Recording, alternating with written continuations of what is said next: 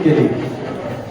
सालाबादप्रमाणे येत असलेला हा श्रीराम पायी दिंडी 16 वर्ष विसावून आज दुसऱ्या दिवसाची सेवा त्यांनी या ठिकाणी संपन्न करत असताना, महाराज आपण आपल्या वाणीतून आम्हाला प्रबोधन केलं, परंतु आम्हाला ज्यांनी प्रबोधन दिली आत्तापर्यंत ही जी वास्तू आहे आणि हा दिंडी सोहळा आहे, खऱ्या अर्थानं असे बरेचसे जुने काही मंडळी आहेत, मुंबईकर मंडळी आहेत, एक पिढी दादा हो इकडे महाराज, या मंडळींचं आमचं 30 वर्षाचं संबंध आहे. बघा हे शेजारी त्यांची ही मंडळी किती वर्ष झाल्या? 30 वर्ष या वास्तूमध्ये येतात, परंतु कधी गर्व नाही, कधी काही नाही येणार.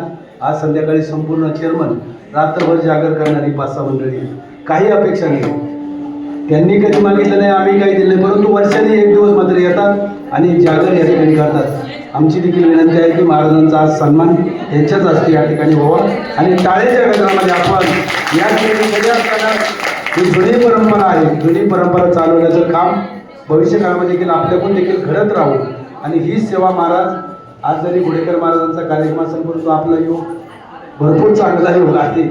आमच्या गावाची आपलं प्रेम आहेच. आज देखील सेवा केली आणि आता हरिपाठ होईल. हरिपाठ झाल्यानंतर आज देखील बरेचसे मान्यवर या ठिकाणी आहेत. सुरेश शेट्टावले आहेत, आमचे निगुट महाराज या ठिकाणी आलेले आहेत, निगुट सरचे रत्नाकर कोराळे आहेत, मोरपाटचे बरेचसे मंडळी आज या ठिकाणी आलेले आहेत. सर्वांचं या ठिकाणी आमच्या ताबडे आजी आहेत, सर्वांचं या ठिकाणी आभार मानतो, व्यक्त करतो आणि सायंकाळची सेवा अत्यंत उत्तम सेवा आहे.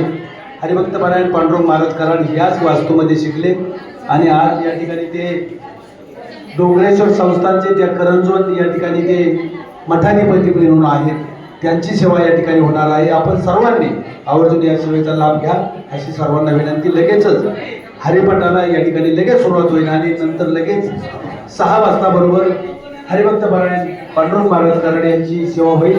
पुनश्च एकदा या ठिकाणी आमच्या पायी भेट देण्यासाठी निवडून आलेले सर्व ग्रामस्थ, मुंबईहून आलेले सर्व ग्रामस्थ, मुंबईहून आलेले सर्व ग्रामस्थ, आपल्या सर्वांचं श्रीराम पायी दिंडी सोहळ्याच्या वतीनं स्वागत आणि असंच भविष्यामध्ये देखील प्रेम आपल्याकडून राहू हीच माऊलींच्या मी प्रार्थना.